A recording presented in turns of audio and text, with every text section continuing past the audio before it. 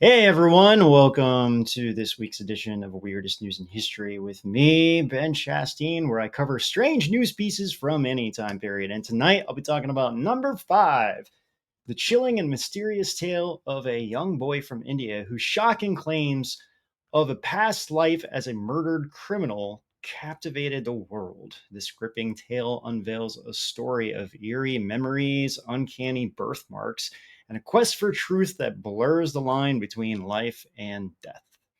And number 4, step into the shadowy world of remote viewing where Nevada psychics investigate the mysterious disappearance of DJ Stephen Williams.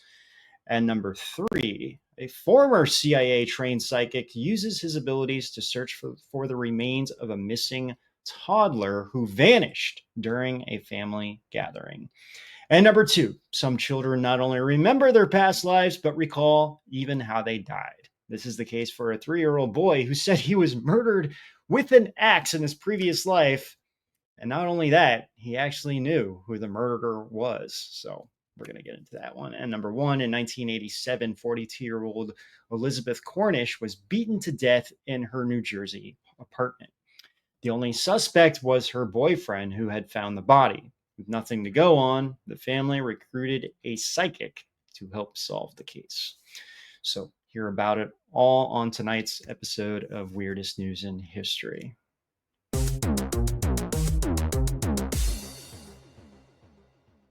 And with me is my brother Jordan, who is helping me with the show. So Jordan, how you doing? Hey, how's it going? Pretty good. How was everything? Well, here is a massive storm. So if I cut out at any point, we have like tornado warnings going off, and holy cow! Yeah, so a couple other things. It was like really, really bad. It looks like it's passing through our area, so it's not too bad. But it was like pitch black in the house. It looked like night, like about an hour ago. Yeah, well, when we came on, when we came on, I thought, whoa, it looks dark there, but I just thought maybe you covered up all windows. No, it's just dark. All right, well, let's get into number 5, murder, memory, and reincarnation, the curious case of Titu Singh Toran. I think that's how you pronounce his name. This is from India, and this happened back in 1983. So this was in Agra, I think is how I pronounce it. It's like a city in India. And he claimed that he remembered his past life. It all started when Titu, I think that's his name, Titu, was less than 3 years old. And he first asked his grandfather to take care of his wife and children. Imagine, like, toddler who's not even 3 yet asking about this. So the family was just like, yeah, okay, you're just having some crazy dreams or something like that, right? Well, anyway, completely at a loss for words, his grandfather had no idea how to respond, and they were just like writing it off like, okay, this kid's got some wild imagination. Soon he started telling his family that he's from the city of Bad instead of Agra. And as he grew a little older, he began to complain to his family about their lifestyles. Like he criticized his mother's clothes and didn't like their modest lifestyle. And they were just like, what is going on with our kid, you know? So he also said he remembered owning a big house and a shop, and that and leading a life of luxury and everything. And you know, obviously they didn't have that in this life. So in 1987, and he's about like 5 or so years old here, he finally told his family, I have a shop of transistor radios and I was a big smuggler. And he's like, I am the owner of Surish Radio.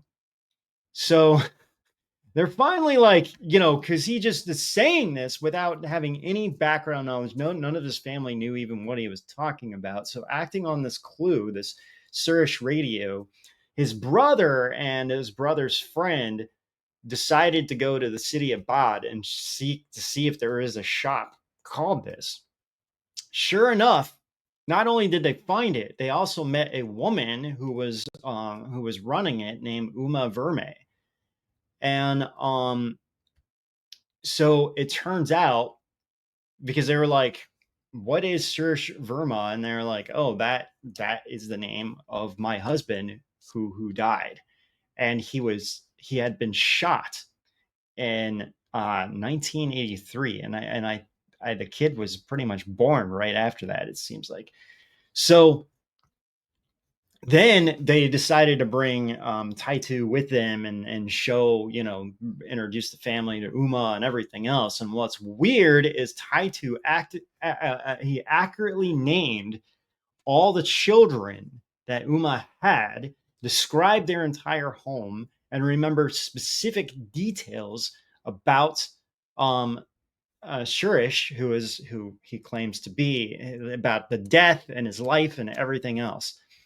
Uma even noticed that his knowledge and behavioral traits, like this kid, mirrored those of her late husband, including having a hot temper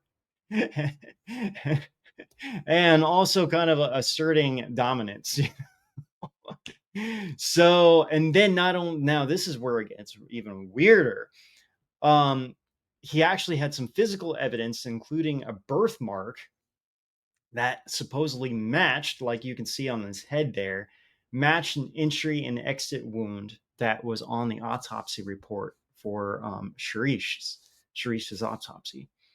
So this is pretty wild. So the family stayed in close communication throughout the years. And now most kids kind of forget as they get older the stories that they have and the reincarnation thing. However, it doesn't look like Taitu really kind of forgot. And now, fast forward to like, you know, years later, he's now a yoga instructor and in India, and he actually goes on podcasts. And recently, he was on a podcast sharing his experience about this.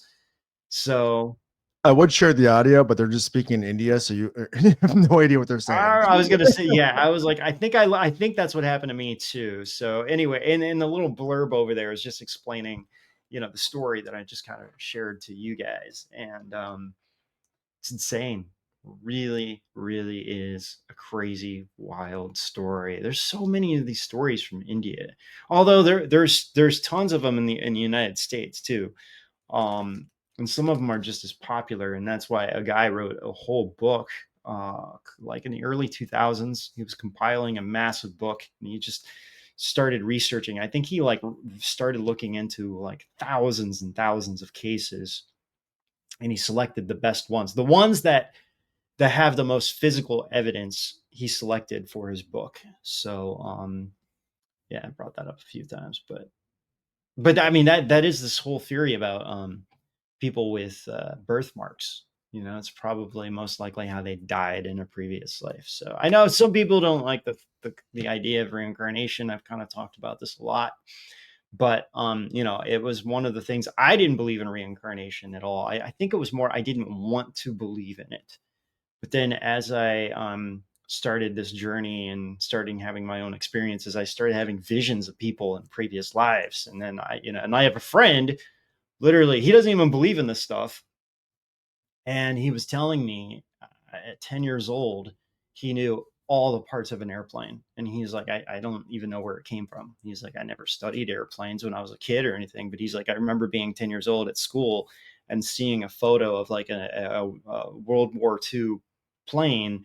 And he was just like, I just knew everything about the plane. And so now I believe that he was actually a fighter in a fighter pilot in World War II and was killed by the Japanese. It's a funny story. Anyway, what about you, Jordan? I mean, I have a lot of It's past about life like past experiences. lives Yeah. experiences. Mm-hmm. I don't have anything for sure. I mean, I have the whole like you meet someone and you're like, I feel like we've like known each other forever and Yes, all that type of stuff. that's a big thing. Um, but I Oh don't yeah, know. but we were in the Mayan ruins. Remember Dude, in that's right. I Mexico? forgot about that. Yeah, when we were at the Yeah, and Miami it's Museum, funny and I was because walking around and I was like seeing how it was originally designed and how it was originally built. And like while I was watching people like run around, that was the most surreal thing I think I've ever experienced. Like it was like something out of a movie where you're like watching stuff happen around you, like in like Frighteners, where like Michael J. Fox is like walking around and there's like people around him. Like that's Mhm. what it was like. It was such a weird experience. Yeah, But yeah, so I don't know. yeah, it's Stuff's pretty. crazy. Yeah, because I remember you were talking about that in there. So all right, why don't we move on to number 4?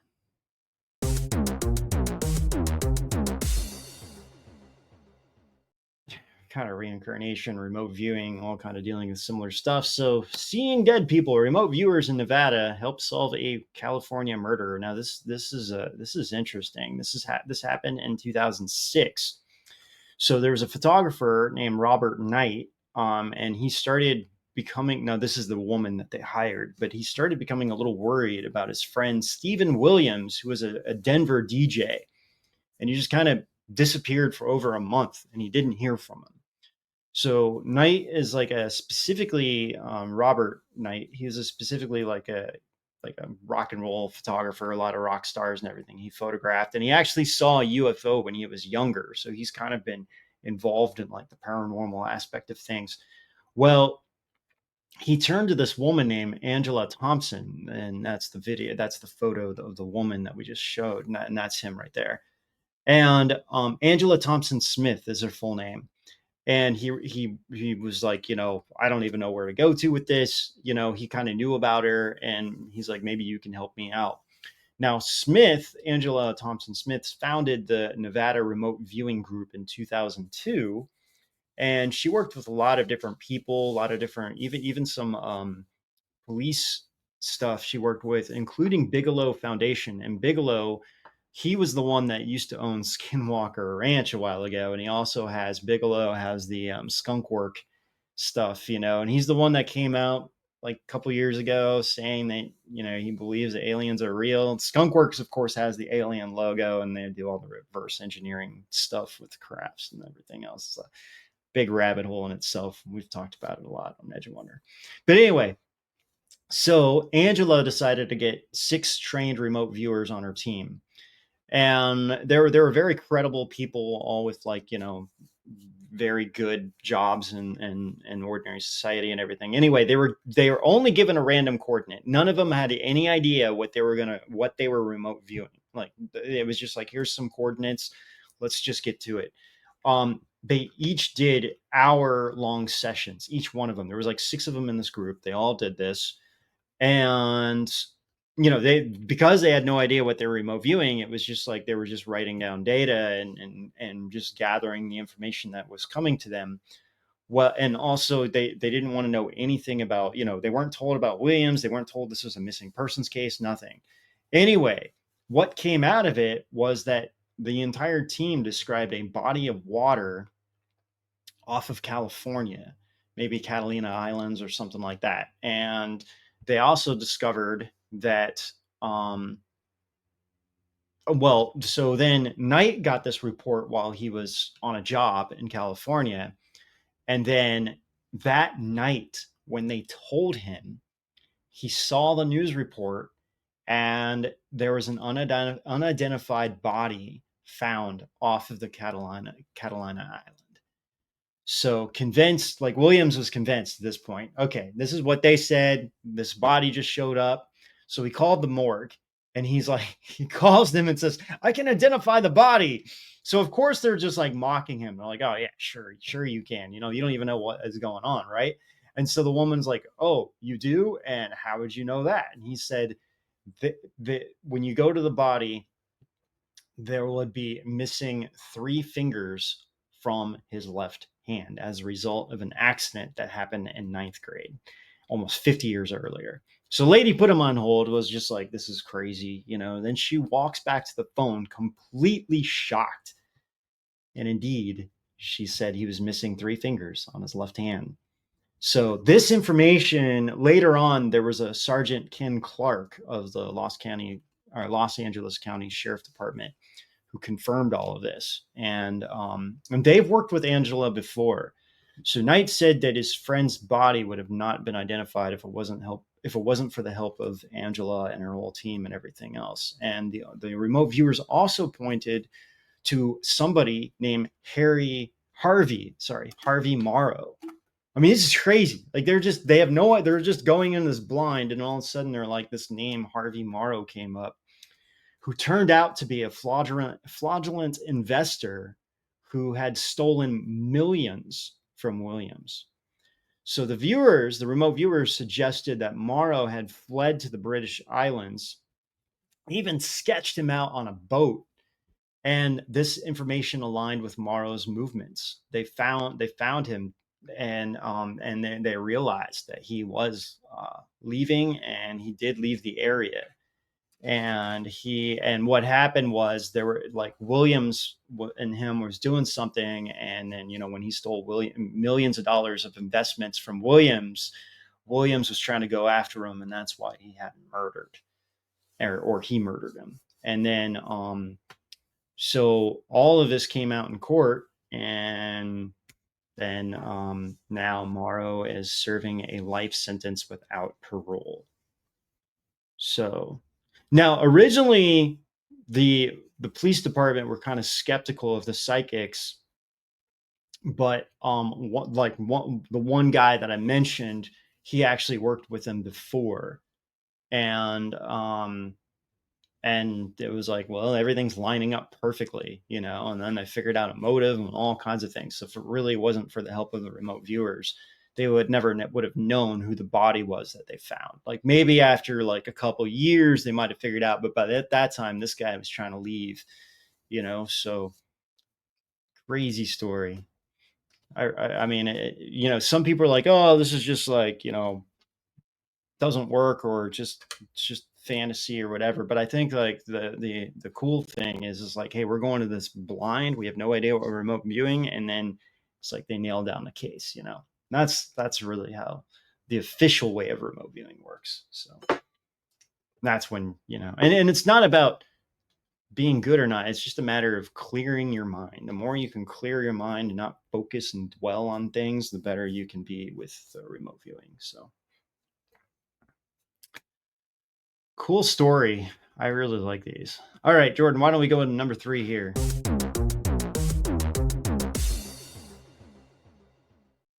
This is another one. This is actually a CIA or former CIA psychic, and he also said he identified the remains of a toddler.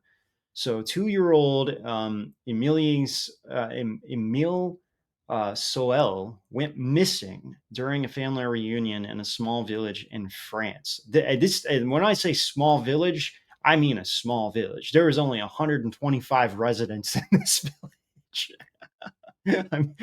and 10 people were at his family's reunion. That means that over like 12.5% of the town's population is at the family reunion. That's crazy to think about. I mean, this has got to be a super, super small. I mean, that's like smaller than my neighborhood here. Okay, here it is. Let's see. What? Wow. This tiny little speck right here. This little Can you tiny zoom little. in a little bit more? Like seriously, this is like a neighborhood. Wow. Well, I guess it looks pretty remote area, which is like it's kind of like in between mountains. That's literally like a neighborhood. It's very pretty though. It's just a little, like, European village, Yeah, just a typical little bit. European village. Well, anyway, there were, like I said, 125 residents. Now there might be a little bit more. I'm not really sure, but anyway, 10 people were at this family reunion where Emil went missing, and but okay, so 10 people were at this family reunion. That's literally 12.5% of the town's population. So it's kind of weird when you think about it. Anyway, his disappearance sparked a huge manhunt. I mean, no one knew what happened, involving drones, dog sniffers, helicopters. No one could figure out where his body was. No one could figure out what happened. It didn't really seem like there was foul play involved, especially since everybody in town knows everybody. So Major Ed Dames, he was an ex-CIA psychic, told the Sun that he had traced the body's whereabouts in a matter of 2 days using remote viewing. So they actually found the toddler remains just about a half mile away from where the home was located.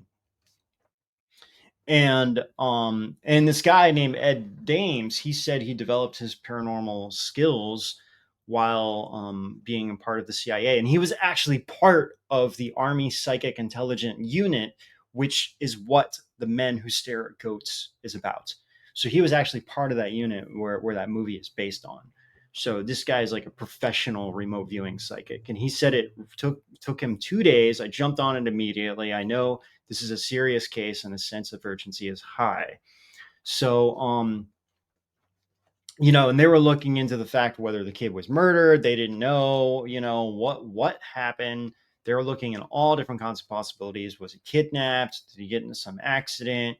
Um, all of it, and then because he was at his grandparents' home and this was like a family reunion, they actually detained his grandparents for a while, or at least his grandfather. Now, a witness um saw this guy cutting wood outside, and they thought like, and that's who he saw, like Emil kind of like wander off alone while he was like chopping wood, and that was like the last time that anyone saw him. So they held the grandfather in custody, asked a lot of questions, and then finally they released his grandfather. And the report said that his skull showed traces of violent, like they end up finding the toddler, which is exactly where the remote viewer said that where he saw it, like in this area, and it was like a down below. So what they think happened, they actually don't think it was any foul play. They think he just kind of wandered off, but it is possible there could have been a third party involved, but they think he kind of wandered off and then fell off a cliff, and and just probably an accident, but they're not really sure. But the interesting thing is like how they found the body. So but they no one's ever been charged, and the only witness again was like the grandfather, really, and then the guy cutting wood, and they didn't think it was the result of the guy cutting wood. So but the reports, because he had a fractured skull, the report said that a third party could have been involved in the disappearance and death, but then again it could have also been from a fall. So kind of crazy. But yeah, I mean, but these the remote viewing things that, yeah, I mean, I guess he figured out where the body was, and then he contacted authorities in France and was like, hey, I'm a remote viewer, this is what I saw, and that's where they started looking, and all this whole body. So it didn't really say like, but I think according to the remote viewer, he thinks it was an accident. So I don't think he doesn't think any foul play was involved, but so crazy. All right, let's move on to number 2.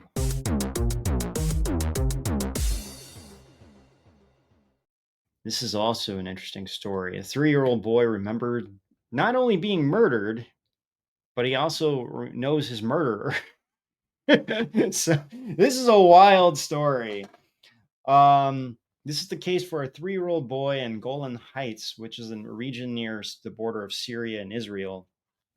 And this boy said he was murdered in his previous life with an axe. And this is where it gets like really wild. So this is, remember I was talking about this book. So this book is called Children Who Have Lived Before, Reincarnation Today, and it's by Turitz Hardo. And he's a German therapist who started researching all these cases of reincarnation throughout the world. And again, he selected the best ones possible for his book. Like I was mentioning that book before. So the book is called Children Who Have Lived Before, Reincarnation Today, and it's by a German therapist named Turitz Hardo. And so again, he started talking to like thousands of, or he started, interviewing thousands of children, and then selected the best ones, the ones with the most credible evidence, and published a book about it. But the story of this boy is in this book, and the boy even showed the village elders where the murderer buried his body. So this 3-year-old boy is like, yeah, I was murdered in my past life, and I know where my body is. So everyone's like super skeptical, but don't even know what to think. So he tells them where his body is buried. They go over there, start digging a hole where the kid said, and lo and behold, they found a man's skeleton there. So then he showed the elders where the murder weapon was found. He said, I was killed with an axe and I know where it is. So then he walks them over there. They start digging. Lo and behold, they found an axe. So, so the story was witnessed. So this was actually witnessed by a Dr. Eli Lash, who is best known for developing the medical system in the Gaza area, and in the 1960s. And he died in 2009. And he recounted these stories to Hardo. So Hardo didn't witness this himself, I guess, but he believed them so much that he included the story. And the boy was part of this Druze, and I think that's how I pronounce it, Druze ethnic group. And in his culture, the existence of reincarnation is a fact. It's just like a very factual thing for them. So nonetheless, the story still surprised everybody, because normally it's like, yeah, we believe in this, right? But then it's like when you start seeing it and it's like, yeah, I know where my body is. So he was also born with a long red birthmark on his head.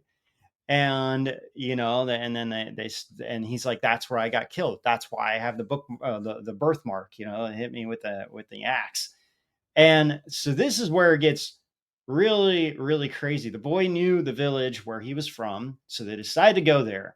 When they arrived, the boy even remembered the name of his past life. And the village local said the man the boy claimed to be the reincarnation of had gone missing 4 years earlier, and they never knew what happened to him. His friends and family thought he might have strayed into hostile territory nearby, or just had an accident and died. But the boy remembered who the killer was. He's like, no, I was killed. And he even said the name of the killer. And so they actually confronted the killer. And so this alleged killer's face completely turned white. And he didn't want to admit that he was the murderer. Then they told the man about the skeleton that was found and the axe and everything else. And finally, the man didn't even know what to say at that point, and he just admitted to the crime. So I don't know exactly what happened to the man at that point, but I mean, I don't know if they could prove that. Well, I mean, this is this isn't a remote area too, so whatever they did, they probably did something to him. Either cast him out or put him in some kind of small jail or something like that. But anyway, so this Dr. Lash guy, who is retelling the story to Hardo, he witnessed this entire thing. He saw the kid, he saw them go and dig up the skeleton and confront the man who was supposedly the killer. So, and who confessed. So Crazy Dude, stories. that is insane. Yeah, right? Like, if you're the murderer, like, what do you do in that situation? I know. It's like, that's insane. It's like, Like, what the hell? you killed me. There was another story I heard that was kind of similar too, and I think we told it before, but the murderer was like, or the kid that was murdered, he kept throwing stones at the murderer. Every time he would see him, he would throw stones at him. I remember that story. Yeah, this is probably one of the most why I can't believe I've never came across this before. Of all my research of reincarnation and stuff, like we've talked a lot about it, but this one is one of probably the most mind blowing stories that I've ever came across. So, um, yeah, it's crazy, crazy, crazy stuff. But it's funny because I was just talking to somebody the other day, and it's like I just kind of ran into somebody and I didn't know them and they didn't know me, but there was just kind of like an instant connection. And the first thing she's kind of talking about is like Atlantis, and I was like, oh yeah, that's interesting because oh yeah. So anyway, it was just it's like I never really believed too much in past lives when I was younger, but I had something with Atlantis, and it was like I didn't really understand it. And the very first book I ever checked out in the library, I was in second grade, it was Lost City of Atlantis and Bermuda Triangle.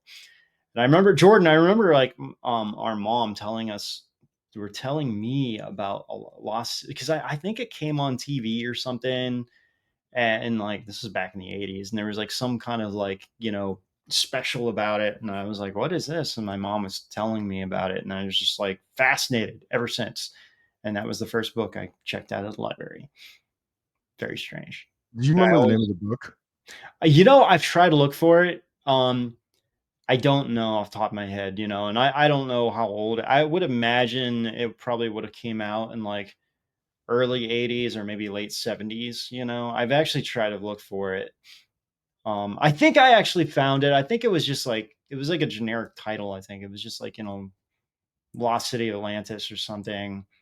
It reminded me of like a book that you would get in school or something, not like a novel, but like a or like a not a book, but like a textbook kind of thing, with some images and because it was I mean it wasn't made for kids, but it was like more like it had like drawings and things like that, and that was another reason why I got it, because I was like, oh, this is really cool. But yeah, I've kind of looked at it in the past to try to find it, but I haven't had too much luck. But I'll keep looking. All I'm right. gonna look real fast. Yeah, yeah. See if you can I'm, find I'm, it. I'm tired, dude. There's so many like weird stuff. Like it's just there's Yeah. so much out there now too. It's kind of hard to figure out what's what. I know, and I think like my mind was a lot more when I was younger. My mind was a lot more like I believed in things, but I didn't like people who are psychic. It's funny we're talking about this, right? Because I was like, there's no way, no, there's no such thing as psychics, and it's all fake and everything else. And I feel like God was like, okay, you don't believe in this stuff here. We're gonna have it happen to you. So, And then I started freaking out. I'm like, what do I do? I don't even know. I didn't believe in this stuff, and now I do. And so I was like, like the people I was making fun of who were like psychics. That's who I end up going to. And I was like, I used to make fun of you, and now this is happening to me, and I don't. And you're the only people I have to talk to about it. Like, what's going on with me? What's happening? So it was definitely a process that I had to go through. I think our own notions and our things that our own belief systems can kind of get in the way of certain things. The universe is so vast and all and complex with full of all these dimensions and all these experiences and levels and layers, multi-dimensional things that it's like, yeah, that's funny. It was like it wasn't both. It was like the Lost City Atlantis, and then I got a book on the Bermuda Triangle. So it's so funny. Yeah, it was in second grade. I remember that was the first time I got my library card, and I was like, "What am I gonna get? What's the first books I'm gonna get?" And this is why I just remember it so well because most people are like, I would have no idea what first book I got, and it was just like it popped in my head, like Lost City Atlantis and Bermuda Triangle. And I remember like everyone's like, "What?" I'm like, "Yeah, I don't know. I'm just interested in this." That set the tone for the rest of my life. So, all right, let's get into our number one story.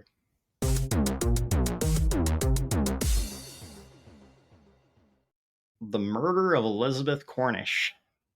This is another story I didn't know about. So in 1987, a 42-year-old nurse and mother of five, Elizabeth Cornish, was beaten to death in her New Jersey apartment, and the only suspect was her boyfriend, who found the body. However, no one really in her family could fathom the boyfriend was the killer. So, considering they had nothing to go on, or Elizabeth's sister approached this woman, Nancy Weber, for assistance. Now, Nancy Weber had been a psychic since her childhood, and her family and friends even jokingly called her Little Witch when she was younger because, like, so many weird things would happen to her. So, and back with as for Elizabeth, the attacker had repeatedly. It was pretty violent, basically. There was all kinds of blood in the room and everything else, and they clearly died in a very traumatic way.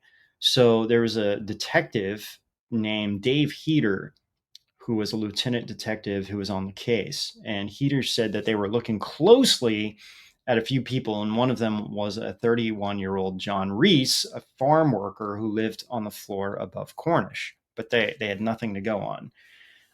He said, we put him through a polygraph and he passed. My partner thought he was still good for it, but I thought he might have been Cornish's boyfriend. Like he was thinking it was still Cornish's boyfriend. So that's when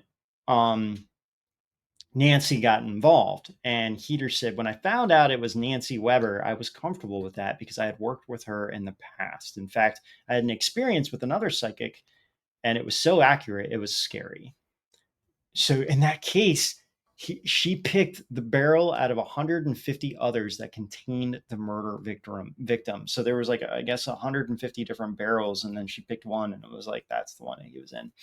So Heater brought Weber to the crime scene during the daytime hours when he knew Reese was away working. She wasn't told anything. Nancy was like, okay, we're not going to tell you a single thing. And Heater said as soon as she walked into the apartment, she insisted that the evil was upstairs, and whatever happened had come from upstairs. She later described a man with a scar on his face that wore a large belt buckle and had the initials JR, which perfectly matches Reese upstairs. He said, when I told her that this man with the initials JR had passed a polygraph, she said, go talk to him again. My partner went back to talk to Reese again. And he did indeed had a scar on his face and a big belt buckle.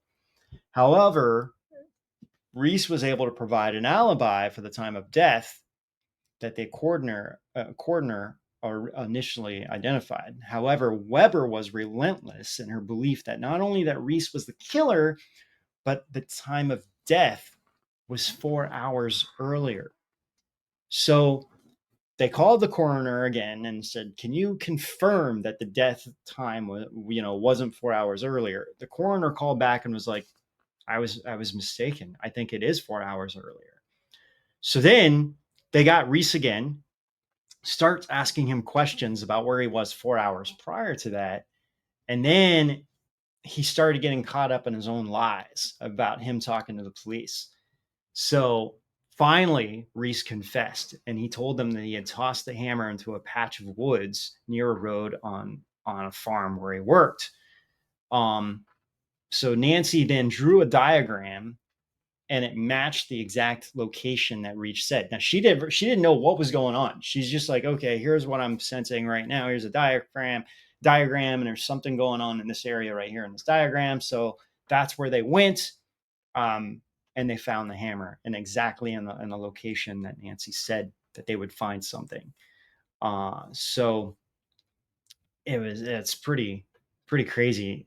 So Nancy my partner and I kept looking at Reese. Otherwise, we might have been dismissed as a subject because of having passed the policy. So, in other words, he's like, when they were looking at all this, like they almost just let Reese completely go and might have actually arrested the boyfriend instead.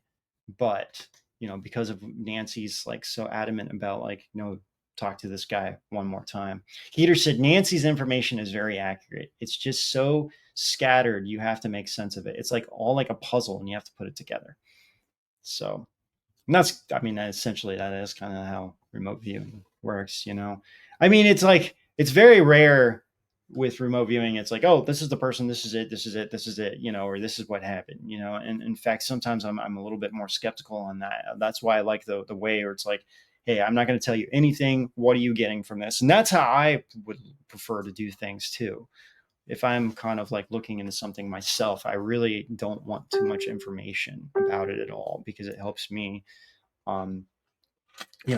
Because it's like, yeah, because then you start using your own thoughts, and it's easy to like, you think something and it kind of manifests. I like how John Vivanco always gave this analogy, like maybe you see something red and shiny and you're thinking apple, and then you kind of go on like, oh, maybe there was like a poison apple or something or all this stuff. And then at the end of the day, it was like, oh, it was a fire truck that was red and shiny, So your mind can start like, once you see something, you can start kind of building up on that. That's kind of like a false setting. So you have to be really good at like, okay, here it is. I'm going to write it down. It's like get a whole new fresh page, start all over again, and just go through the process. Forget what I like, write it down, forget about it, and start all over. And that's how the best remote viewers work, where they're able to like push it out of their mind. Okay, I saw this, now I'm going to start all over, because you can easily like, ooh, it's this. And then you start forming all these dots, and actually everything's like over here, and you're like over here, and it's like totally wrong. So anyway, cool stuff though. Really is. I love these kinds of topics. So, well, guys, if you have a story you want to share or anything that you want to bring up, also, if you have any suggestions of how to kind of like how you would see the show in the future, especially with Jordan on, him and I have been kind of talking a little bit more about maybe restructuring it. I'm always like top 5, but it gets kind of long. Maybe I just need like 1 or 2 and we can get a little deeper into it. But yeah, that's it right there. You can email us at weirdernews@rise.tv. There it is, weirdernews@rise.tv. It's finally working now. We originally had it spelled wrong, but yeah, and you guys can email us and let me know, or comment below too. So thanks so much, Jordan. Thank you so much for being here. Thanks for helping out. Thanks for having me on here. And glad you're safe and we didn't lose power there. So. Right. That's crazy. All right, you guys. Well, thank you so much. And until next time, I'll see you out on the edge. Take care, everyone.